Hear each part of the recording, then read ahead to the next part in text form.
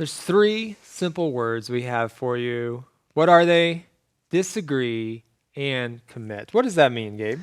Yeah, well, before I read those words in today's lesson, or when I read them, I thought, that's true, but I just didn't have a phrase for it. Right. You know what I mean? Because I'm committed to different things, especially my most important commitment here on earth is my commitment to my wife. And so I know there's going to be disagreement sometimes, but we are committed. So yeah, of course, it makes sense. Disagree, but still commit. Right. And I'm sure you've seen that played out in your own marriage, right? Yeah, it's true. Lots of different times. And so whether it's like small disagreements or kind of bigger arguments or something, like we both know in the bottom of our hearts we're committed to each other. And so I know a lot of people, it takes a long time to get over that fear of displeasing the other person, because people might be afraid they want to break up or get out of the relationship, which might happen before marriage. But I think when you make that commitment in marriage, there's this freedom to be raw and honest about that kind of So commitment is key. And don't you think pride plays a big part in this? I don't want to do things their way. I want them to do things my way.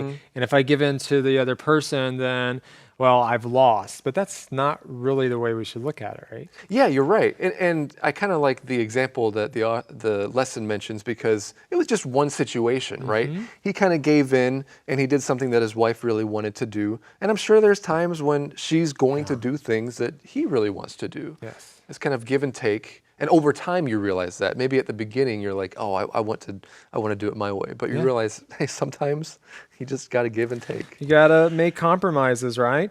Well, what is one of the biggest things that has helped you in your marriage, Gabe? It's this book that our premarital counselors lent to us, and it's called The Marriage Builder. I think it's by Larry Crabb. It's also translated into Chinese, if you find English intimidating.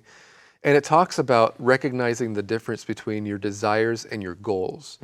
Because sometimes we have what we think is our goal, like I expect my wife to greet me happily when I come home or something. And when that doesn't happen, we get upset. And we realize, okay, I can actually just place that in the desire category. Sometimes I don't get what I want, and that's okay. So I can still have my goal of always serving and being somebody who's there for my spouse. You bring up a very important point. Expectations are huge. Sometimes we have these big expectations and they're not fulfilled, and then we're disappointed, but maybe those are unfair expectations that we're putting on people. Exactly, and I think it spills over into the workplace and other relationships too. Absolutely, true.